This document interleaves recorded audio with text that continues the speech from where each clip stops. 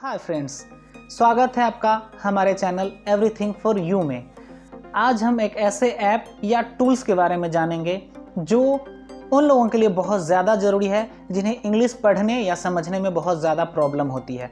आज हम बात करने जा रहे हैं गूगल ट्रांसलेटर के बारे में, जिसको आज हम इंस्टॉल कैसे करना है और उसका उपयोग कैसे करना है, ये सारी चीज़ें जानेंगे। विंडो यानी कंप्यूटर या लैपटॉप या फिर मोबाइल फ़ोन, दोनों पे कैसे उसका इस्तेमाल करना है वो मैं तरीका आप लोगों को बताऊंगा।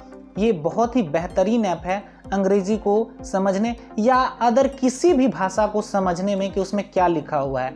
इंग्लिश नहीं, अगर तमिल में कोई वर्ड लिखा है, तेलुगु में कोई लिखा है, भोजपुरी में लिखा है या अदर किसी भी क्षेत्रीय लैंग्वेज में अगर कोई वर्ड लिखा हुआ है या जर्मन में कैसे लिखा है, फ्रांस में कैसे लिखा है, तो उन सारे शब्दों को, उन सारे चीज़ों को समझने के लिए कि उसमें क्या लिखा है, ये ऐप बहुत ही अच्छा है जिससे आपका सारा कन्फ्यूज़न दूर हो जाएगा।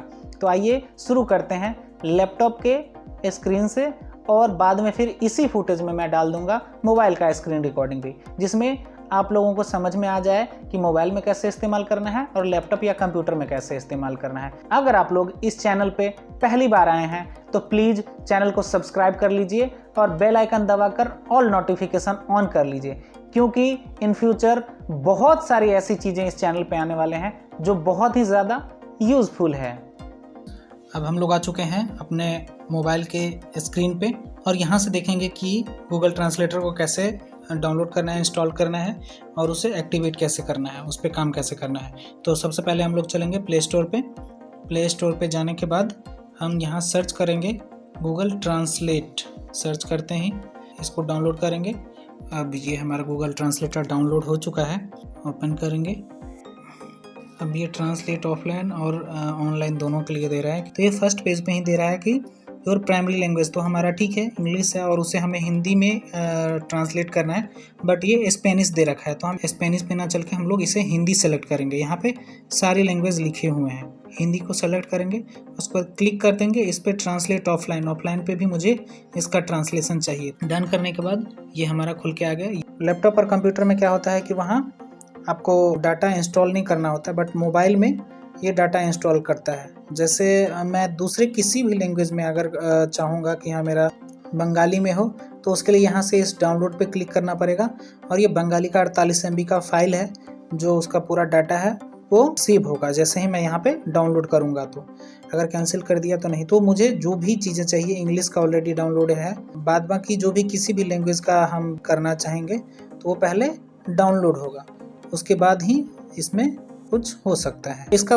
अच्छा बेनिफिट ये है कि अगर मेरे पास डाटा नहीं है, मोबाइल में, फ़ोन में डाटा नहीं है, डाटा ख़त्म हो चुका है और तब मुझे अगर ट्रांसलेट करना होगा तो भी प्रॉब्लम नहीं होगा मोबाइल में। लैपटॉप में क्या है कि जब तक आपके पास डाटा होगा आप तभी ट्रांसलेट कर सकते हैं, बट इसमें अगर आपके पास डाटा नहीं है फिर भी आप ट्रांसलेट कर सकते हैं। इसलिए वो जितने भी वर्ड्स हैं वो इंस्टॉल करके मोबाइल में ही रख लेता है, ताकि आप अगर ऑफलाइन भी रहें, डाटा नहीं भी रहे, तो भी आपका काम रुके नहीं, चलता रहे। तो आपके लिए जो भी लैंग्वेज मेन है, इंग्लिश है, हिंदी है, आप बंगाल से बिलोंग करते हैं तो बंगाली को कर लीजिए, तमिल तेलुगु से हैं तो तमिल तेलुगु को कर लीजिए, हिंदी तो खैर इंडियन लोगों के लिए कंपलसरी है, आप उसे कर ही लीजिए क्योंकि बहुत ज़्यादा यूज होने वाला है।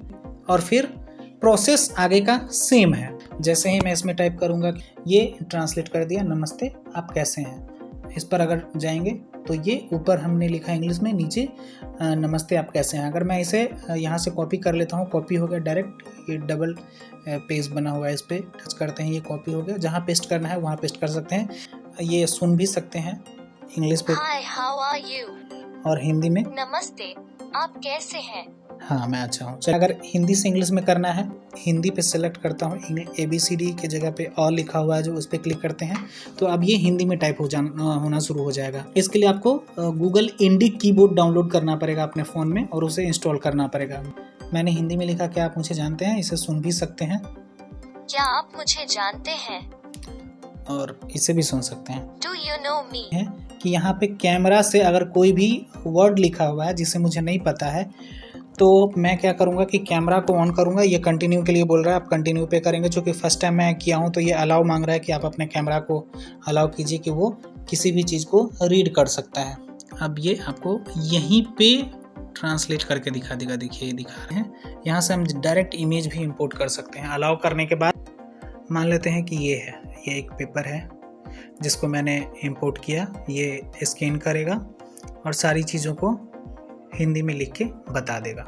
देखिए ये सेलेक्ट ऑल, ये जितने सारे वर्ड्स हैं वो सबको सेलेक्ट कर लिया और बोल रहा है क्या कि आप इन सब का ट्रांसलेशन चाहते हैं। मैंने यस कर दिया। ये इतना सारा चीज़ इंग्लिश में लिखा हुआ था, उसके बाद ये नीचे में मुझे हिंदी में करके दिखा दिया। देखिए आप इधर बोलते जाएं, उसे वो इंग्लिश में ट्रांसलेट करता जाएगा। अब हम लोग आ चुके हैं लैपटॉप के स्क्रीन पे। हम जाएंगे सबसे पहले क्रोम पे। क्रोम खोला, सर्च बार में भी डायरेक्ट सर्च कर सकते हैं और नीचे यहाँ पे भी सर्च कर सकते हैं गूगल ट्रांसलेटर। मैंने यहाँ पे सर्च कर रखा है। जैसे ही सर्च करेंगे डायरेक्ट उसका पेज खुल के आ जाएगा। इस टूल्स को डाउनलोड करने का या अपने क्रोम में लिंक करने की कोई ज़रूरत नहीं है, डायरेक्ट कुछ भी लिख सकते हैं। जैसे ही हम लिखेंगे, यहाँ अंग्रेज़ी में लिखेंगे, यहाँ पे हिंदी में हो जाएगा। मैंने जैसे ही लिखा हाय हाउ आर यू, उसका ट्रांसलेट होके आ गया नमस्ते आप कैसे हैं। अब यहाँ समझने वाली बात यह है कि क्या डायरेक्ट अंग्रेजी और हिंदी का ऑप्शन देगा? नहीं, चूँकि उसको पता नहीं है कि आप कौन से लैंग्वेज का इस्तेमाल करना चाहते हैं या किस भाषा को आप किस भाषा में ट्रांसलेट करना चाहते हैं। इसमें देखें कि बहुत सारी भाषाएं हैं। सबसे पहला है भाषा का पता लगाएं।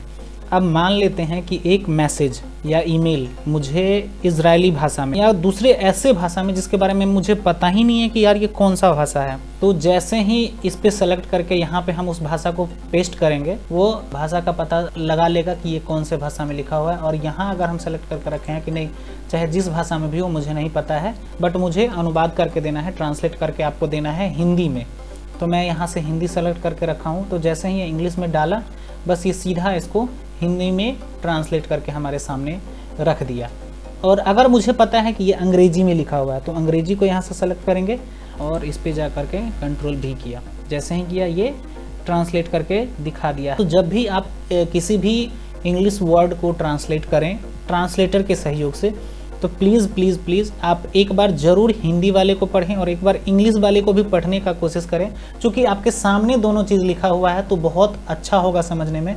इसमें बहुत सारी भाषाएं हैं, भारतीय भाषाओं के भी कई सारे हैं। उर्दू है, ये देखिए उड़िया, गुजराती है, मराठी है, तमिल है, तेलुगु है, मतलब जितनी शायद हम लोग इस्तेमाल कर सकते हैं, जितने यूज़ में होते हैं, वो सारी भाषाएँ हैं जिसे हम यहाँ से डायरेक्ट सेलेक्ट कर सकते हैं। जैसा मुझे एक मेल करना है किसी को भी और मुझे इंग्लिश नहीं आती उतनी अच्छी, तो मैं क्या करूँगा कि यहाँ पे क्लिक करूँगा और मैंने क्या कर दिया, हिंदी इसको कर दिया, अंग्रेजी इसको कर दिया। अब मैं इसको कट करता हूँ और यहाँ पे लिखना हम शुरू करते हैं हिंदी में।